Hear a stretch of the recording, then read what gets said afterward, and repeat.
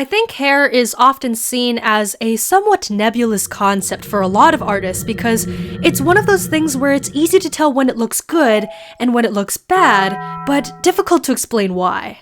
So today, we're going to dive straight in and tackle how to draw hair. We'll be going over hair anatomy, types of strands, shading, stylization, pitfalls and tips, and of course, examples. So for hair anatomy, it can be broken down into several parts: the scalp, the front, the middle, and the back. Including all these sections will help you draw hair that looks believable and sprouts realistically out of the head. It's also helpful when constructing updos, like ponytails. But let's say you want to construct a wavy ponytail, or a curly one. For that, let's go over different types of hair strands. The key categories include straight, fluffy, wavy, spiky, dreadlocks, relaxed, ringlets, curly, and coily. Using these different types of strands will allow you to customize hair texture.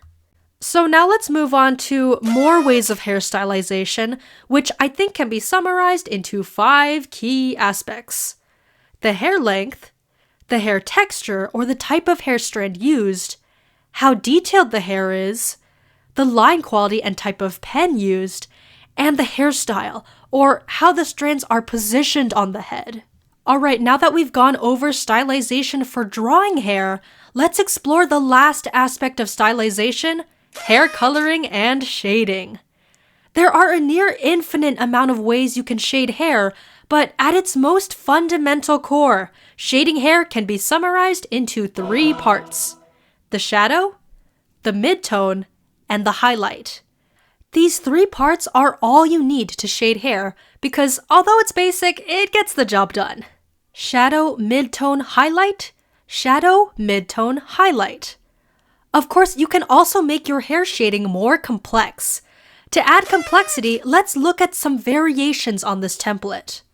The first variation is using darker highlights. This involves using a darker highlight color so that it more closely matches the midtone value. In some cases, they can even be the same color. This is good for shading darker hair because it creates a shine that is less dark and more natural looking. You can also use multiple midtones. Adding more midtones makes your hair shading more nuanced by capturing the various colors, mid-lights, and mid-darks in the hair.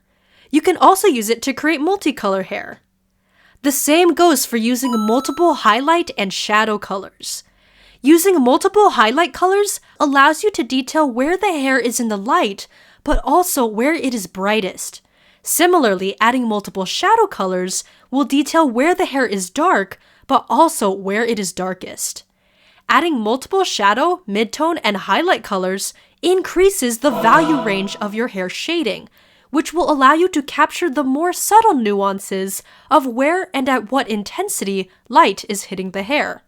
Another variation is using gradients. Skin-colored gradients are commonly used to sort of blend the hair with the face, and other gradients can be used to create a soft glow effect or to smoothly create multicolor hair. You can also create multicolor hair that isn't actually multicolor by using the strategy I call shading with fun colors. This technique involves shading with highlight and shadow colors that don't match with the midtone color. For example, this artist used bold blue shading on pink hair, and this artist used bright green and blue shading on brown hair. This creates a really cool lighting effect. And finally, the last variation I want to share is what I call light-based shading. What makes these 2 heads of hair seem to glow with light? Well, if you look at it closely, the artist used a glowy base tone for the highlight, added a cool tone color for the shadow, and most importantly, added a warm tone transition color between them. Notice how this one kinda skips the midtone entirely.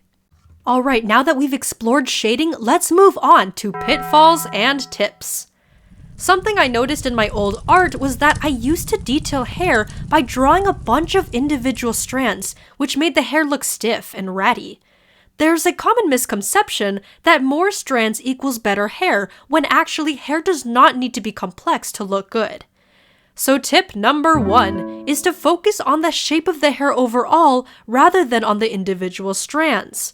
To do this, sketch out the silhouette of the hair shape first before adding details.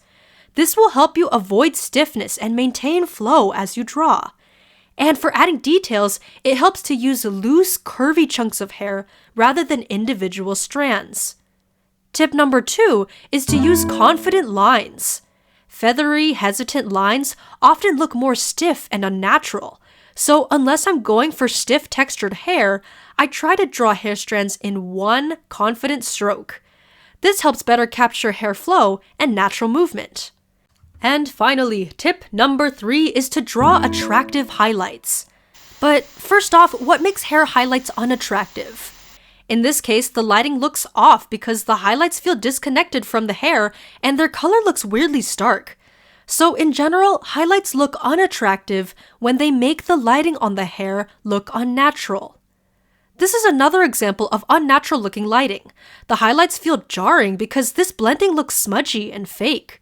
To prevent this, I suggest that beginners avoid using the blender tool and airbrush tool to draw highlights, as they have a higher tendency to look unnatural.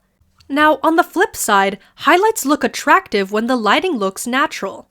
This can be achieved with highlights that are simple and used sparingly, or even with highlights that are complex and numerous, as long as they smoothly follow the shapes, curves, and direction of the hair.